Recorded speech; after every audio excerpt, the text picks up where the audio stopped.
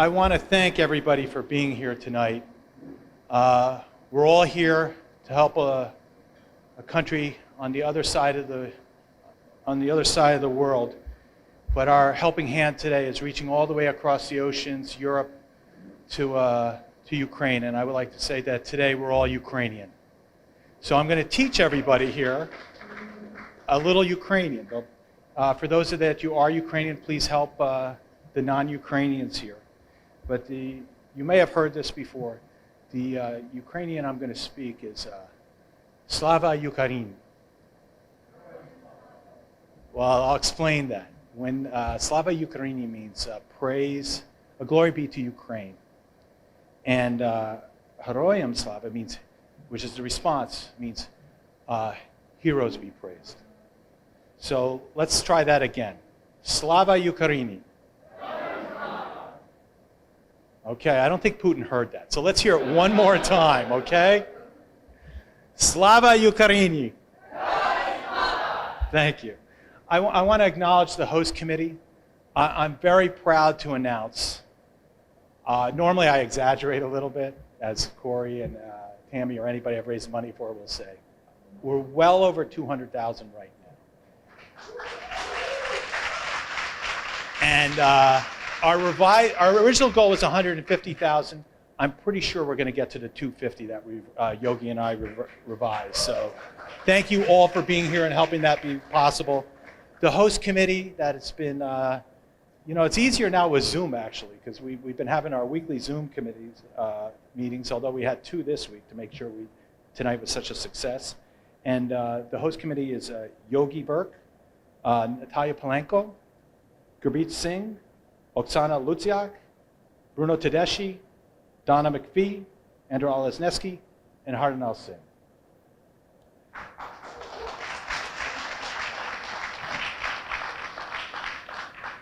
And I want to thank everyone for being here tonight. I was going to acknowledge some of the people here, but this is really about Ukrainians tonight, and it's about Ukrainian refugees. And we actually are lucky enough to have a Ukrainian refugee today. She's here. She came to this event early, and actually she's a Ukrainian refugee. She left in 1949. Actually, she came to America in 1949. She left Ukraine in 1944 and spent 5 years in refugee camps, emigrating to the Bronx. And she's the reason that I'm here tonight, for a number of reasons, inspiration-wise and birth-wise. It's my mom, Irene Herlinsky.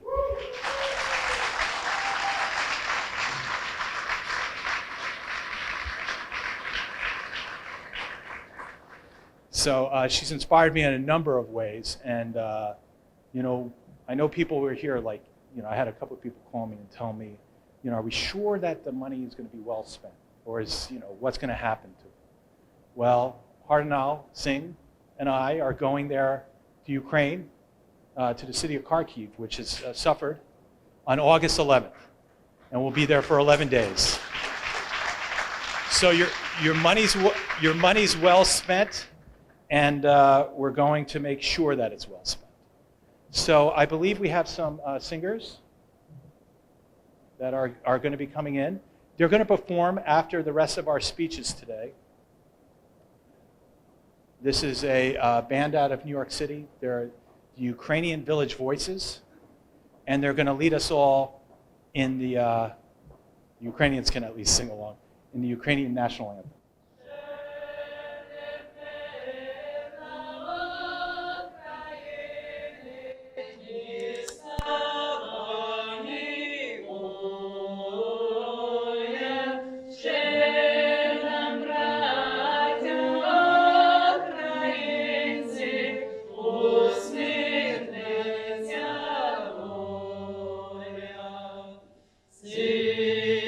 Наші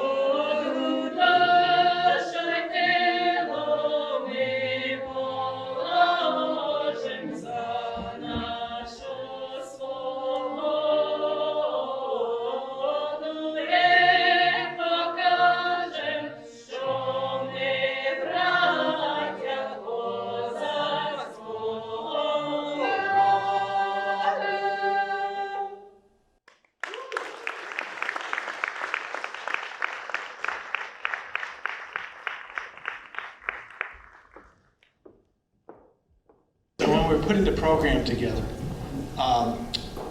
Yogi Verk and I were thinking of who would have enough stature to introduce our First Lady, who's our first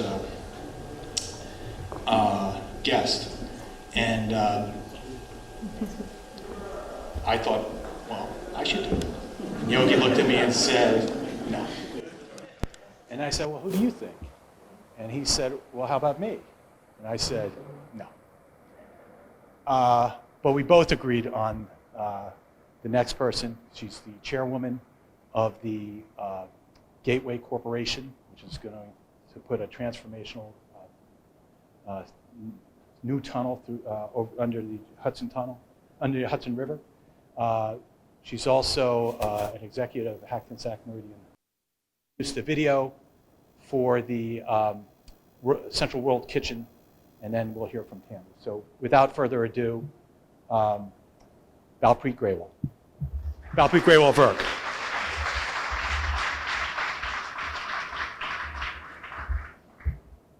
Well, good evening, everyone. It's great to be here tonight in support of such an important cause, and I'm proud to be amongst all of you. Thank you for contributing. Thank you for taking the time to be here. Of course, senators like Senator Cory Booker, who are here, thank you so much. Congressman Gottheimer, who cannot be here right now because he's in DC, and of course, Chairman O'Toole, who cannot be here, but of course is supportive of this evening. Future Congressman Menendez. Where are you, Rob? There you are. Thank you so much for coming out. And of course, my dear friend and Chairwoman Peg Schaefer. Thanks for coming out, Peg. I also have to make a mention of Onkar Singh. He has provided logistical services time after time, whether it was during COVID, and of course now during what we're doing as far as Ukraine goes, out of his warehouse right here in Newark. So thank you, Onkar Singh, for everything you've done over the years for us. You know, there's no doubt that the first few brutal scenes of Ukraine shook me to my core. There were images of young children and pregnant women escaping a hospital covered in blood. And I saw young children in a basement, oncology kids who were detached from their machines and not getting the care that they so desperately needed. I work in the healthcare space, and I actually know what that means. And every single day is detrimental. And having 3 young children, that really spoke to me. And I literally cried when I saw that. I don't have to tell this crowd about the other atrocities that came thereafter. It was hard to watch the coverage, but it's the unfortunate reality of what's going on there right now.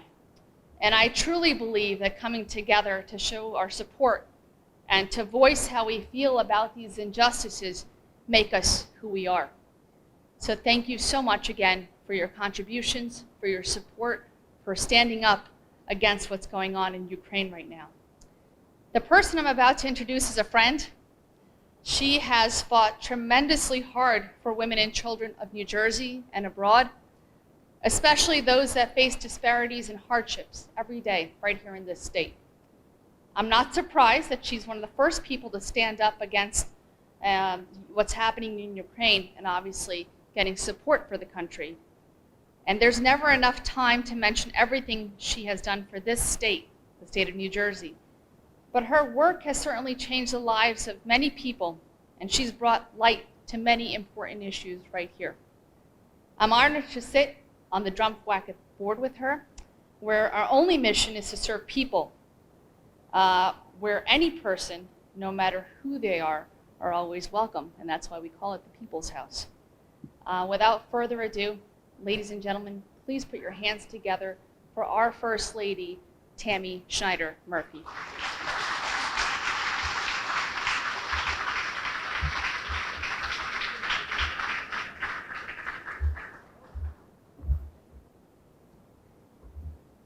So thank you so much, Balpreet, Yogi, Victor Herlinsky for standing up and pulling this whole group together. To the other co-hosts, the incredible Senator Cory Booker, Chairman, I think I saw Chairman O'Toole come in here somewhere a minute ago. Obviously, Congressman Gottheimer is not able to be with us, but Instead, we have Robert Menendez Jr., who I'm sure will wow us all with his words. I want to thank you all for turning out on behalf of United SIKHS, on behalf of the Ukrainian National Women's League of America, and yes, World Central Kitchen, which is an organization I personally have been helping to provide support for over the last few months. You know, I think that all of these organizations are blessed. I know World Central Kitchen had no idea this event was even happening until I spoke to them a couple days ago, so they are so excited about this, and I want to personally thank you all for being here. You know, over the last 5 months, we have had millions of people displaced. We've had tens of thousands of people lose their lives. We've had thousands of buildings and communities destroyed. And all we can do is stand on the sidelines and just hope and pray that this terrorism in our world just goes away as quickly as possible. And in the interim, we have to all band together, as we no doubt are doing. And obviously tonight we have raised a lot of money, which is fantastic. You know, it's for think about the poor refugees, and all probably aren't as fortunate as Mrs. Herlinsky to be here in the United States and so long. But for all of these refugees, just think of the trauma for the children and the women and the elderly being displaced and traveling for days to try and just simply get across a border, and then having to wait 72 hours more. Who knows? It's just really, it's unspeakable. And I know we all are having our hearts broken on a daily basis, but it's moments like these where we can come together and feel the love of this group and try and do everything we can to reach across that really difficult divide and make sure that people know that we really do care about them and we really do want to see the best in our world. You know, it is a war, there's no doubt. It's also a war on food. For those of us who are here in the United States and are watching the news, and I think everywhere around the world, we consider the war on food as being the fact that all of the grain is stuck in Ukraine, and countries all around the world that are so desperately in need, and we're devastated before this war started, now have even more people who are starving. And meanwhile, the grain is sitting in Ukraine. Well, the other irony is that the people of Ukraine are also in need. The people who are fleeing are going to countries they don't know where they're going to end up. Of course, the first ones who left had contacts outside of Ukraine, but all those who've left since then are really wandering aimlessly, trying to find their way and trying to obtain visas and doing all these having all of these challenges. And you know, I am really thrilled to work together with World Central Kitchen. I set up a challenge grant a couple of months ago of $1 million to raise money for World Central Kitchen and for what they call the World Central Kitchen Ukrainian food fighters. And these people have been on the ground since day one with their emergency relief teams. And as we've all seen in the last month, the Russians have had no qualms about really targeting civilians and warehouses and places that are pretty sacrosanct. I mean, they've been doing it the whole time, but of late, they've really changed their tactics, as you all know. World Central Kitchen has had their kitchens blown up. They've had a number of the warehouses all around the country destroyed. Nonetheless, they persevere. They deliver meals, and they're culturally appropriate meals, and they're also delivering packages of meals for families. And I've seen for myself, you'll see a video in a little bit that'll show some of this, but I've seen for myself, I mean, they literally are going door to door, knocking on doors. They're using wheelbarrows to deliver food. They're taking trains. They're doing literally anything they can to make sure that the people of Ukraine know that there's someone there who is really trying to take care of them and make sure they have water and food. In fact, about a week ago, they passed the inauspicious mark of having served over 100 million meals in Ukraine, which is just beyond the pale. Yeah.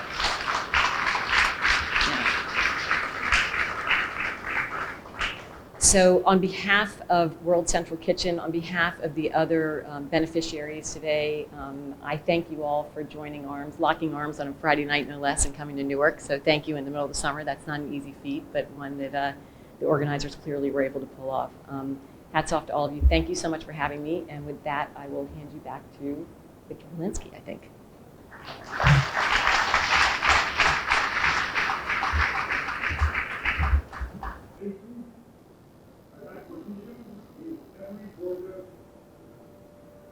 Find the kitchen. And you'll find somebody in the kitchen that wants to join the simplicity of doing orders. Chefs are built to be in battle every single night. The restaurant is doing 50 meals, you empower them to do 500. All of a sudden, we create this amazing army of goodness, reaching almost 300,000 meals a day. World Central Kitchen's work in Ukraine is focused on three main areas. The first is refugees. We began on the outside borders of Ukraine, Romania, Moldova, Hungary, Slovakia. In Poland, we have an amazing team that's cooking out of our own kitchen. This is their home, it's all they know, so it's terrifying to have to leave the country, go to where you don't know the language.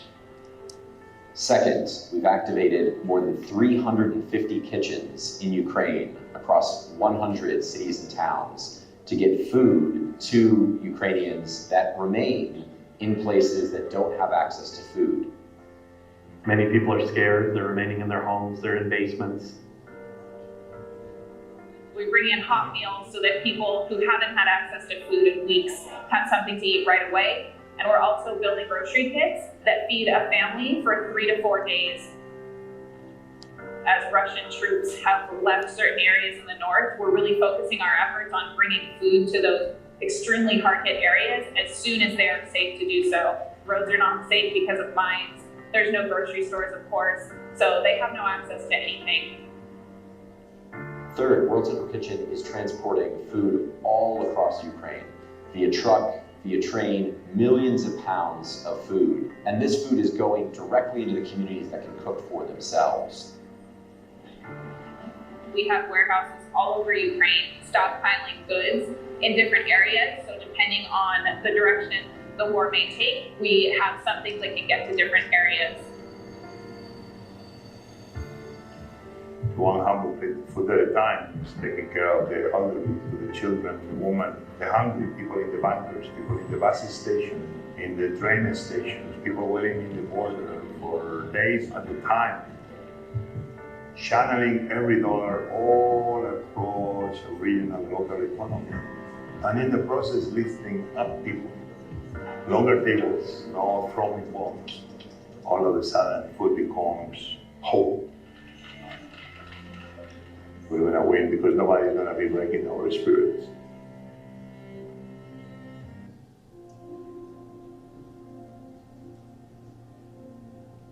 Let's try to concentrate in what we're good at, which we've been keeping fairly simple because we do food, we do water. So if there's anybody here who thought, maybe I should have done something better tonight, or, why did I give so much money? And I know you guys all did give a lot of money. I think that answers. You're in the right place, and you did the right thing. And the one thing I have to say about the World Central Kitchen is they're coming in to Ukraine with not just food, they come in with healthy food, which is a new thing for Ukraine. When we had our Easter dinner this past Easter, my wife said, "There's not a single green thing on the table. What's going on?" I'm like, "That's Ukrainian food." So maybe we'll learn some good habits. Maybe some good will come out of this tragedy. So without further ado, we're going to hear from two of the other groups, and we're so lucky to be able to have the elected officials that we have today. I want to call on one of the bright new faces on the New Jersey political scene. He is going to be the congressman in the 12th district here. His name is Rob Menendez, and he is going to introduce our next speaker, Senator Cory Booker. Rob?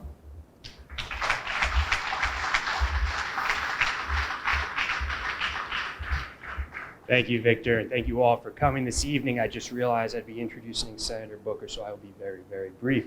I have the good fortune to be here to represent Josh Gottheimer, who is in Washington continuing to be part of the Democratic coalition leading this country forward, and has been such a staunch advocate for our support to Ukraine in this effort.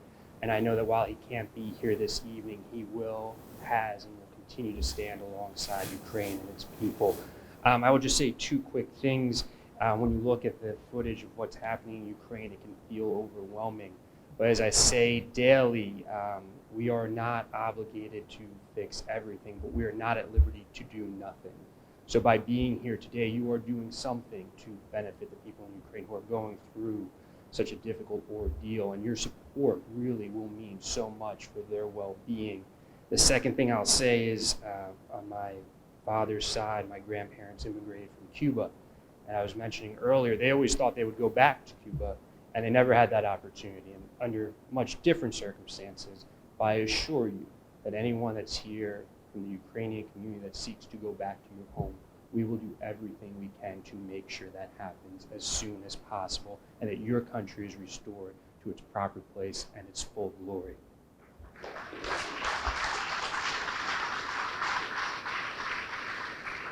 And since I do not elicit as many applause as our next speaker, let me just cut right to it. I have the good fortune to introduce my good friend, an incredible, incredible public servant for the city of Newark, for the state of New Jersey, and for this country. He is an immense resource for all of us. I'm so happy to introduce Senator Cory Booker.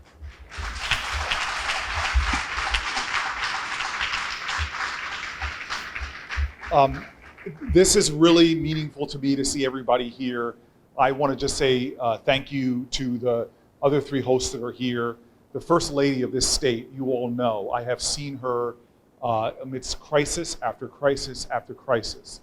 From her stepping up and bringing millions of dollars of resources to the state during a time of COVID when our hospitals were nearly on their knees, she stood up. At times where we've had terrible disasters hit people in their lives, their families, she stood up. And now even on a national and global scale, if you talk to people around this country, they know who she is because she is really one of not only New Jersey's gems, but she is a great American patriot, and I'm so happy that she would be here tonight as well.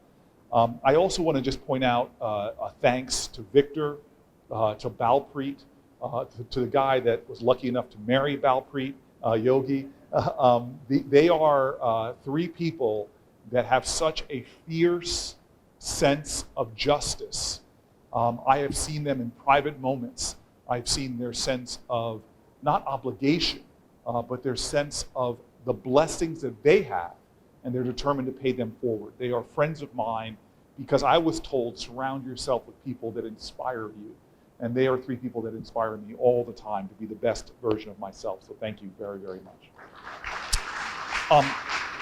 I want to just quickly, a lot of people have been thanked. I did not hear Senator Lesniak's name being mentioned.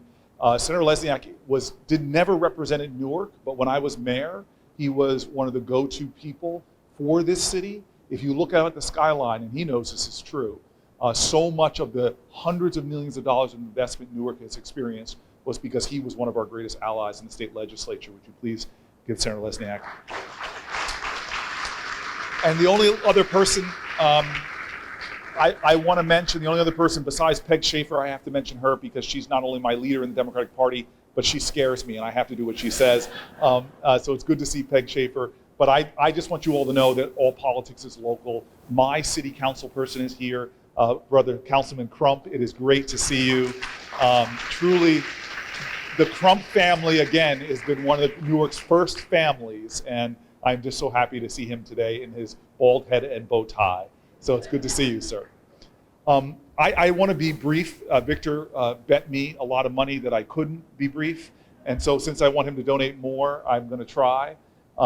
His mother was mentioned, and she is really light. She really is. She represents what this country at its best represents. I love that New Jersey has the Statue of Liberty's back, that torch raised high. That is not American made, it's made by the French, because the French know that this is the nation time and time again that has stood up for the cause of democracy and liberty all throughout the planet. She represents, with her grit and her guts, with her perseverance and her resilience, the best of the American spirit. She's an immigrant to this country, and God, this city, this state, this nation was built with immigrants. She shows what is in the Abrahamic faiths, of which one of them I ascribe, this idea that we embrace the immigrant. We treat them with love, because that love is not a gift or charity, it is self-preservation. And indeed, that spirit of welcoming the stranger, that spirit of kindness, of decency and love, that self-preservation plants seeds that are an incredible, incredible future harvest. We are all here today, driven, we know, by Victor Herlinsky, but Victor Herlinsky at his best is a shadow of a reflection of his mother. And I want to thank you tonight as well for everything you've done. And so I will say it simply. I am so moved by the diversity of people here, but I want to say something about the Sikh faith, because I say this all the time. Before you tell me about your religion, first show it to me in how you treat other people.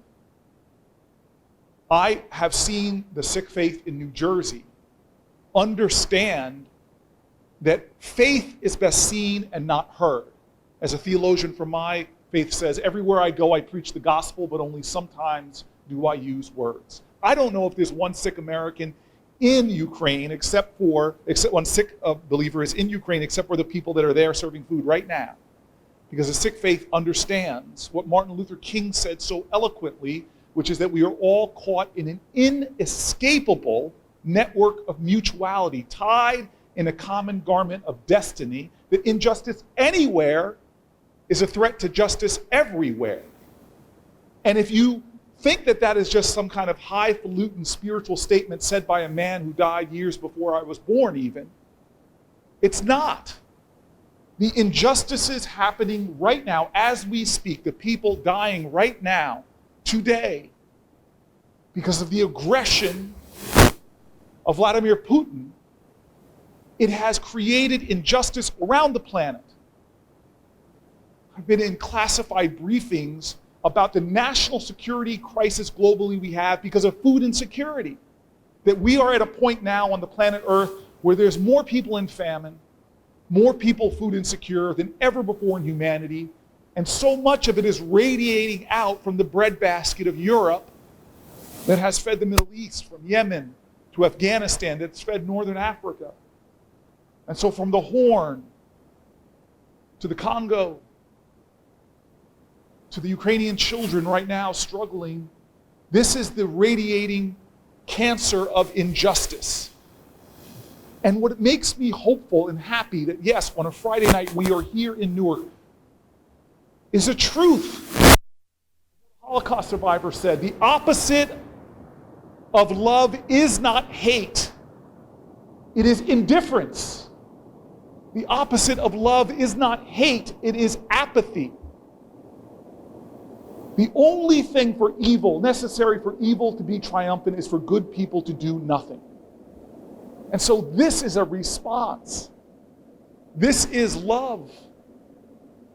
This is what love looks like in public, which is justice. We are here because of those highest of all human virtues, this ideal of love. And this gives me encouragement. I am tired of going down with our military leaders and seeing the challenges that Ukrainians are facing.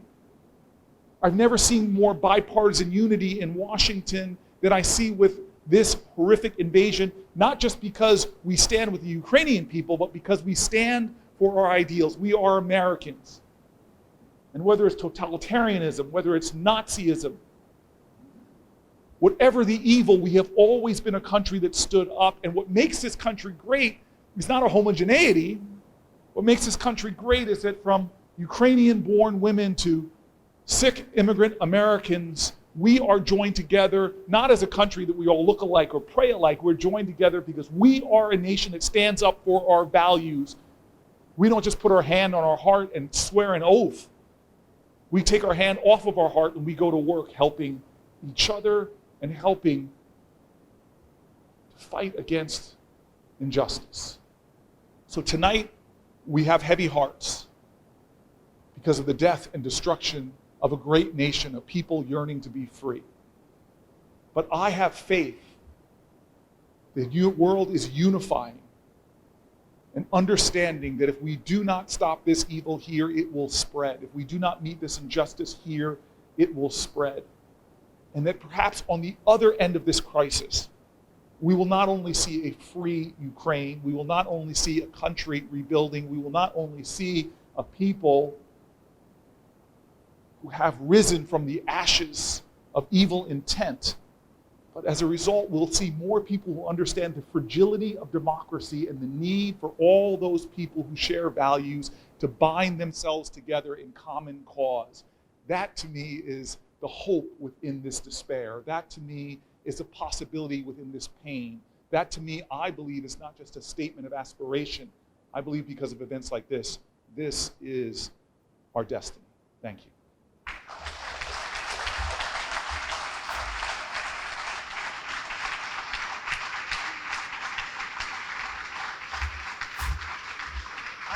I don't know why every time Corey gives a speech, women start crying. If anybody saw the Supreme Court Justice Kateme Jackson, now my mom, I guess Mom, you share something with the Supreme Court Justice, and having Corey incited you to crime. That's something, Corey, you got to work on.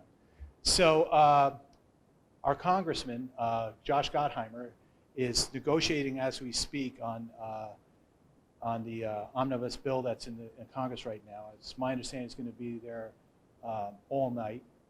But if you know Josh, there's a speech to be given. He's not going to miss an opportunity. So Josh actually taped it in his office a few minutes ago, sent it here and said, look, I need to get to these people. So if we could just cue that up. Thank you. Thank you to all of you who are supporting people of Ukraine in this just tragic time for the country.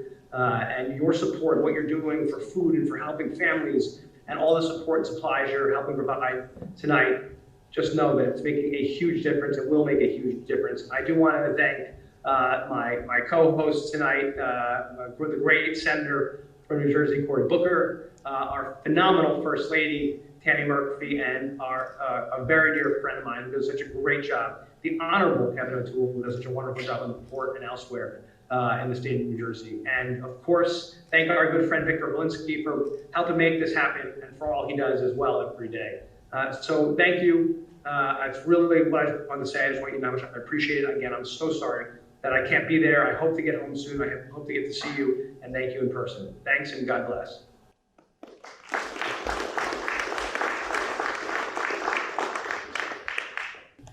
They are a group that we followed from the very beginning. In the beginning, when we were trying to find out what was going on with the displacement of people, the refugee camps, I remember Harnell Sin, literally, we had a 4 o'clock this time Zoom. It must have been 1 o'clock in the morning in Medyka, Poland, and he walked us around for about 30 minutes using FaceTime and showed us the entire operation, and then Gobinder, who's from that group, will explain all the work that they've been doing. But, you know, we're splitting all the proceeds, whether you gave a check to one or the other. The $250,000 that we've raised, we're going to split 3 ways. And one of the great opportunities is that you're actually going to see, you know, through the videos tonight and the presentations, what they're actually doing. So before I call Gobinder up, can we cue up the video? And this is the group that I'm going with to Ukraine.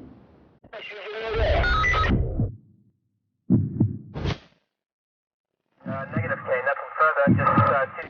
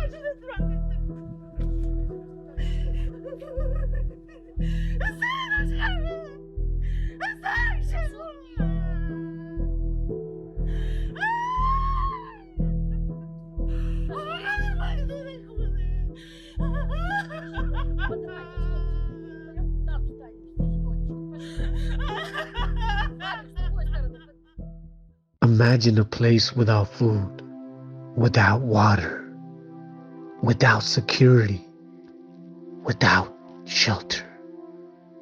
Now imagine if this was you, fleeing hundreds of miles just to see your family safe, traversing through the imminent bombs and sirens blaring, leaving the only home you have known, leaving everything behind. Over 3 million refugees know this all too well. Because of you, United Sikhs is able to feed over 4,000 per day, provide security, and set up a heated shelter with capacity of up to 16,000 per day. Impact over 5,000 with hygiene, baby, and feminine kits per day. We have been able to provide emergency relief to close to 500,000 refugees. With your support, we can reach 1 million. If you've given before, see if you can forgo a meal at a restaurant or a trip to the movies and provide warmth, solace, and hope to the thousands who have nowhere to turn. Make an impact, make a difference, make hope real. That's, we don't have centerpieces, but he traveled the farthest. He flew in from Dallas just to talk to you today. Thank you. Sat Sri Akal, which is a Sikh greeting, which we share when we meet each other, which means the Almighty is timeless and true. And truth is what we seek in our actions. Truth is what we seek with our being. So I would like to thank the diplomats and those honorable guests who have made this possible today. Senator Cory Booker, First Lady Tammy Murphy, Congressman Josh Gottheimer, the Honorable Kevin O'Toole, Victor, amazing job. Yogi, Ms. Balpreet, absolutely amazing. What a few people who with such vigor and passion can get done. I'm going to talk a little bit about United Sikhs and that video that you have just seen talking about us reaching up to 1 million people that we could have helped. That video is a few months old. We have actually surpassed that number. But I think sometimes when we look at hundreds of thousands or we look at 1 million, those numbers get lost. I'm going to talk about some of the people we have been able to impact. Our volunteers risking their lives. One was actually stopped, kidnapped, and arrested by the Russian Federation, beaten badly and released after a few days. A vehicle of our volunteer was actually hit by a projectile. Thank God Almighty that he was actually at a market serving food at that time, so he was safe. But the heroes are what Thomas Paine in his book Common Sense talks about, are the sons of the soil. Those Ukrainians who have stood back while their families, I can't even imagine what it would be like to see my wife and my children, my mother and my parents leave home without knowing where they're going, without even knowing where their future would hold. While I would have to stay back to defend my nation and defend my soil from an aggressor. But yet that is what is occurring. And in these refugees, our families, our forefathers, when the partition of 47 happened, the largest mass migration of humans in history, when all we had were what our Ukrainian mothers and grandparents and children have. Our bags or suitcases to call their livelihood, because they've left their businesses, they've left their homes. So when we see an elderly Ukrainian mother, we see our grandmother. When we see a child, we see our children who were usurped in a blink of an eye and had to create for themselves a future without knowing what that future would hold. We are here because, as Senator Booker has stated, that all it takes for evil to triumph is for good women and good men to do nothing.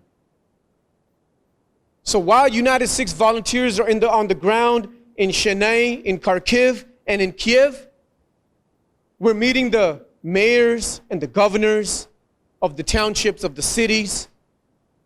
We're getting lists of medication that they need, medication that we take for granted, penicillin. Something like penicillin. It's nowhere to be found. Antidepressants, cough medication, gauze, bandages, where those inflicted by the carnage of war are not even able to cover their wounds or clean their wounds. We have been told and requested to set up a bomb shelter in Kharkiv at a cost of roughly over $60,000.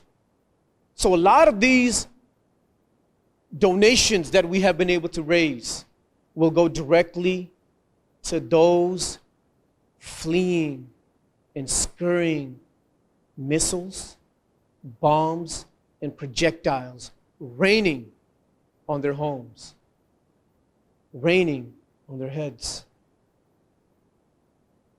When we entered Ukraine, I was able to talk with a few volunteers. There was a makeshift clinic in an underground shelter. A child was just born. So while we were on the phone, we were hearing the shrieks of the child, and we were hearing sirens blaring overhead. The child needed medication. The baby needed medicine. The mother was hysterical. Now, in that makeshift clinic, they were not able to provide medication for the child. So the child had to be taken from the mother to a secure location so the child's life could be saved. Imagine a mother had just given birth to a child. But she knew that if that child was to remain with her, that the child's life was in imminent danger. These are the stories. These are the individuals that are impacted. And these are those who your money goes directly to assist. So while we are here and gathered, I request, please use your social media, please use your talents, please use your abilities, please pray. But a humble request is, please do not do nothing. And I'm certain we will all do something. Sat Sri.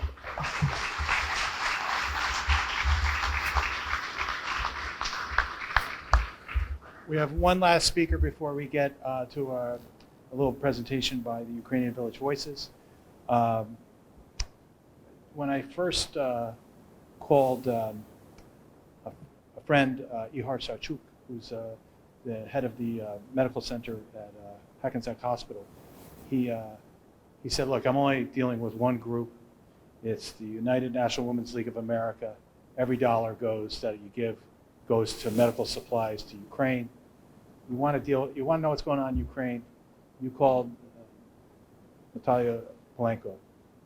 I'm like, who is she, CIA? Like, how does she know everything going on in Ukraine? I can tell you, through this entire time, not only she advised me, in the beginning we were having weekly phone calls and we had Senator Menendez's staff on, Senator Booker's staff. None of us knew anything. Natalia Polenko is the one that really knew what was happening in Ukraine. And she's somebody that's been on every call we've had. She's been somebody that we've really coordinated this event with. I'm going to run a video first of what her group has done, and then we'll hear directly from Natalia.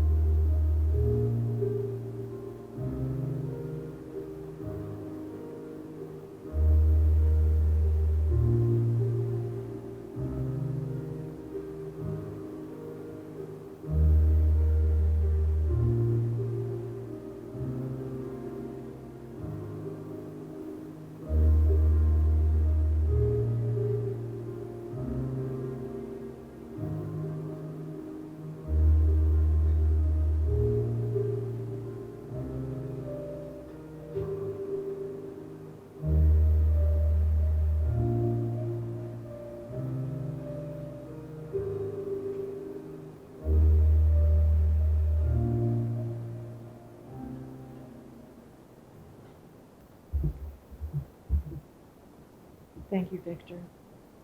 The video is a little old, as you can imagine. We made it a number of months ago, and things have changed considerably since then. But let me start by saying it's a great honor to be here among you and to represent an organization chosen to be one of the recipients of funds that is being raised by this absolutely wonderful event this evening. The Ukrainian National Women's League of America is celebrating its 97th year of advocating, educating, and cultivating. With a membership that goes from New England to California, we have dedicated countless tens of millions of volunteer hours and raised millions of dollars for humanitarian and other aid for Ukraine over these many decades. And we, as a collective, have witnessed a great deal over these 9+ decades. Our members themselves were victims of atrocities in Ukraine. But never did we imagine that the horrors of the 1932-1933 famine, resulting in up to 7 million Ukrainians dying of hunger imposed by the Stalinist regime, would be reprised. After all, after World War II, the mantra was, never forget. And yet, there were indeed some who did not forget, because in their understanding, their job was not done. Was it shocking to anyone in the room when a few months ago, the Russian government published in its media outlets a manifesto outlining the genocide of the Ukrainian people? This happened in April of this year. It's been over 5 horrifying months since the aggressor launched its brutal attack on a peaceful and democratic Ukraine. Fact-finding missions have documented rape, torture, and murder of Ukrainian citizens. We have been watching this in real time, in videos and in photographs. Over 1 million Ukrainian citizens, including children, have been illegally deported to camps in Russia, where their fate is unknown. The aggressor has bombed schools, hospitals, museums, libraries, even shelters marked with huge letters saying children. The aggressor uses food and energy supplies as tools of coercion. They steal Ukrainian grain and then they sell it. But the response of the American public, and indeed most of the free world, has been unprecedented. The generosity and support of every single individual present here tonight, both in terms of your financial support, your spiritual support, your moral support, is incalculably important. The United Sikhs have been extraordinary. And the World Kitchen, well, they don't need any introduction. The governor of New Jersey and his first lady have been exceptional allies. The U.S. government, including all of the representatives that we have here today, together with our international partners, have provided unprecedented diplomatic, military, financial, and humanitarian assistance, which has enabled Ukraine and Ukrainians to stand firm in the face of Russian aggression, accelerate their desire to join the European Union, and carry out initial recovery and reconstruction efforts. However, I must say that more is needed. Significantly stronger international support is needed in all of these areas, especially military assistance, especially since the aggressor continues to implement war crimes, war atrocities of the most incredible nature on a daily basis. Even as we speak, cities are being bombed, women are being tortured, children as young as 6 months old are being raped. They are literally leveling Ukrainian cities and towns, which our friends from the United States can testify to. And they're perpetrating war crimes on an unprecedented level, day in and day out. The Ukrainian National Women's League of America and our partners have focused our efforts, as you saw in the video, in 3 areas. We are concentrated on providing critical life-saving medical care to hospitals serving the most seriously wounded. And we are able to leverage all of the donations through the work of our volunteers. For every $1, we're able to get 100. So we are thrilled that over the past few months, we've been able to send with very limited donations over $15 million of very, very expensive medical equipment. Secondarily, we supply people suffering due to the vicious Russian war on Ukraine with medicine, food, hygiene kits, and water through our trusted partners on the ground. And then finally, and possibly most importantly, we continue to advocate with our representatives in Washington, D.C. We were deeply gratified to learn that yesterday the U.S. Senate unanimously passed a resolution to recognize Russia as a state sponsor of terrorism.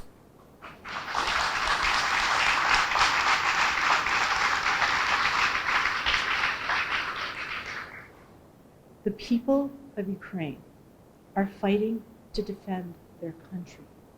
They are fighting to defend their families. They are fighting to defend their communities, their cultural identity, for the right to make their own choices on their own land for the future of their country. I thank every single one of you today and for everything that you do in the coming days and the months. As Senator Booker says, we do not have a choice to do nothing. And with your collective support, let us trust that there will be a swift and positive ending to the ongoing crisis in Ukraine. Thank you for your attention and for your support of Ukraine in this time of absolute, unprecedented, and critical need. Thank you.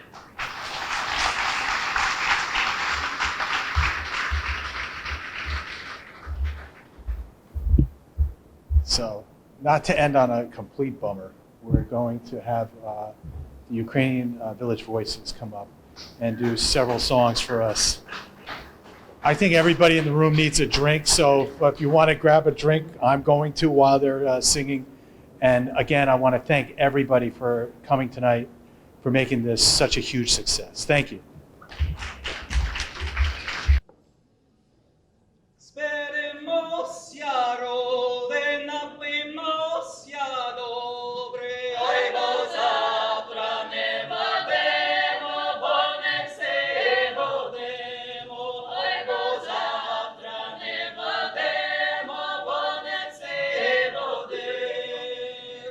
Ой, тепер я додому